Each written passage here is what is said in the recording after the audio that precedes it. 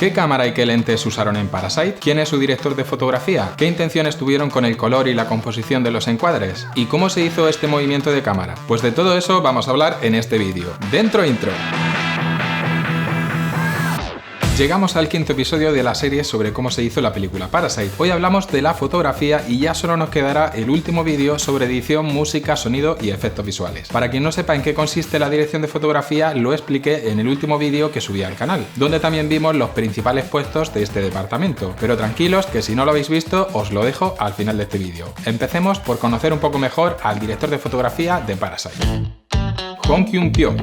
Nacido en 1962, ha fotografiado más de 30 películas a lo largo de su carrera y se le considera uno de los responsables del cambio de modelo del cine coreano en cuanto a la fotografía. Hasta hace apenas 20 años, allí los directores de fotografía se encargaban de la cámara y los movimientos, pero no de la iluminación, que lo hacía otra persona. Junto a otros directores de fotografía de su generación, fue incorporando poco a poco el modelo occidental, encargándose también de la luz. Como curiosidad, uno de sus primeros trabajos, The Foul King, está protagonizada por Song Kang-ho, que 20 años después interpretaría a Ki-taek en Parasite. Ya en 2004 filmó la película bélica Taegukgi, con la que obtuvo varios premios a la mejor fotografía. En el año 2009 trabajó por primera vez con Bong Joon-ho en la película Mother, y luego repitieron en Snowpiercer. También dirigió la fotografía de Niebla, en la que Bong Joon-ho fue co-guionista y productor. Y antes de hacer Parasite destaca su impresionante trabajo en The Wailing, pero sobre todo Burning de Lee Chang-dong, donde rodó uno de los planos más fascinantes del cine de los últimos años. Y ahora vamos de lleno con la fotografía de Parasite. La fotografía en Parasite.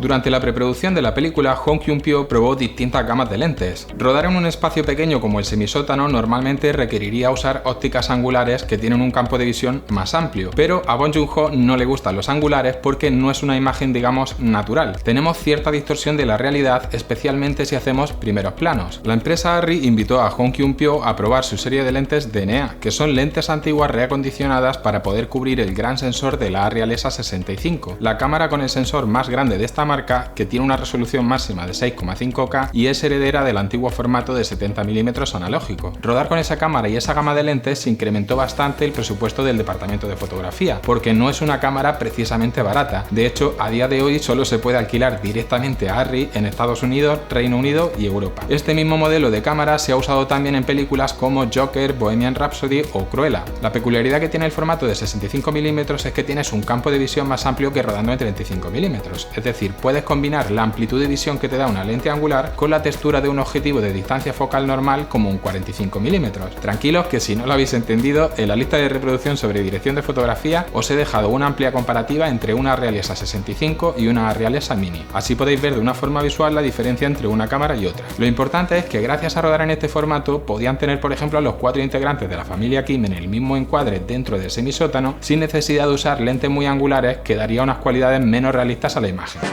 Movimientos de cámara. Hong Kyun-pyo fue el operador de cámara de todos los planos de la película, excepto los planos con Steadicam, que como ya vimos en el vídeo sobre dirección de fotografía, lo suele hacer una persona especializada. Pero Hong Kyun-pyo sí fue el responsable de hacer él mismo todas las panorámicas que hay en la película, que no son precisamente fáciles, sobre todo porque Bong Joon-ho exige siempre el ritmo perfecto a cada movimiento y a cada plano, y para eso Hong Kyun-pyo es la persona ideal, porque precisamente es conocido por ser uno de los mejores operadores haciendo movimientos de cámara. De hecho, también se encargó de manejar la cabeza caliente en el plano en el que Ki-taek huye y le sigue desde un ángulo cenital. En este caso se hizo con un modelo llamado Scorpio y durante el rodaje de este plano era fundamental la posición del sol para que las sombras dotasen a la imagen de profundidad. Por cierto, Scorpio es una marca desarrollada por una empresa española, Service Vision, y no solo usaron una grúa telescópica con cabeza caliente para ese plano cenital, también se usaron otros productos Scorpio en otros momentos de la película. La composición. Como ya vimos en el episodio dedicado a la dirección, la relación de aspecto que eligieron fue de 2:39:1, un formato panorámico que les permitía tener a toda la familia Kim junta llenando el encuadre y mostrar dos situaciones a la vez. Para marcar contrastes entre personajes de diferentes clases sociales, se apoyaron mucho en las líneas a la hora de componer y también en la iluminación. Por eso a lo largo de toda la película recurren a elementos como las ventanas para mostrar la diferencia entre clases sociales y en muchas situaciones hay una línea que los separa. E incluso hay veces que esta línea les separa de su reflejo, de lo que les gustaría ser pero no pueden alcanzar. A veces esta línea es invisible y otras está marcada por objetos o columnas. De hecho, fijaos cómo en esta escena la empleada doméstica cruza la línea para despertar a la señora Park e inmediatamente vuelve a su posición. Esto en el storyboard no era así con tanta precisión, sino que lo decidieron durante el rodaje. Querían que todo estuviera perfectamente alineado tanto de forma vertical como horizontal. Iluminación.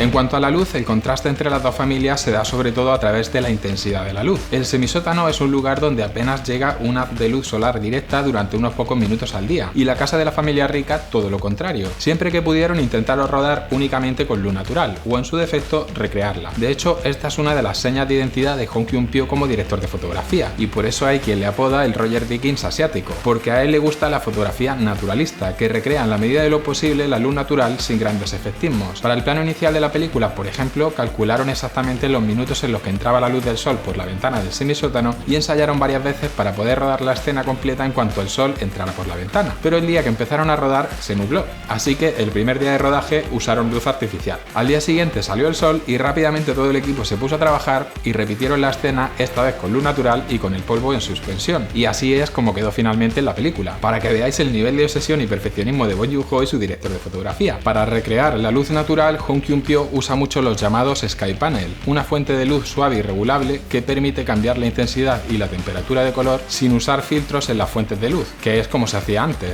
También organizaron el rodaje de forma que la escena del cumpleaños en el jardín se rodara en la primera semana de septiembre, porque es la única época del año que tienen esa luz tan dura en Corea. Concretamente tardaron 4 días en rodarla, porque había que hacerlo en las horas centrales de sol, entre las 10 de la mañana y las 3 de la tarde. Lo mismo sucede con el penúltimo plano de la película, cuando Ki-taek emerge del sótano. Absolutamente todo este plano está iluminado solo con luz natural. Tuvieron que esperar hasta el atardecer para tener ese momento exacto que producía esas sombras con la luz entrando de forma lateral en la famosa hora mágica, que en realidad dura 10 o 15 minutos, vaya. El color. Había 3 colores que Bong Joon-ho y su director de fotografía querían destacar especialmente. El primero fue el tono naranja que rodea la puerta oscura por la que se baja al sótano. Si os fijáis, es el único lugar de toda la película donde se puede ver ese color, y lo hicieron así para dar mayor contraste a ese espacio negro que lleva hacia el abismo. Para enmarcar esta bajada al sótano usaron luces LED con temperatura de color ajustable. Si os fijáis, la luz de las escaleras que bajan al sótano solo se encienden en el primer tercio de la película. Una vez que los Kim se infiltran en la casa, esa luz no vuelve a encenderse jamás, para marcarlo aún más de forma muy sutil. Por cierto, esta fuente de luz que aparece en plano, o que está justificada porque forma parte del decorado, es lo que se llaman practical lights, y en español lo llamamos luz funcional. El segundo color es el verde. Por un lado, el verde natural del césped y de los árboles, y por otro, el tono verde artificial y oscuro que generan los tubos fluorescentes que se suelen usar en los sótanos y semisótanos. Y el tercer color es el del agua sucia de la escena de la inundación, que ya vimos en profundidad cómo se rodó en el vídeo dedicado al diseño de producción. Dirección de fotografía y VFX.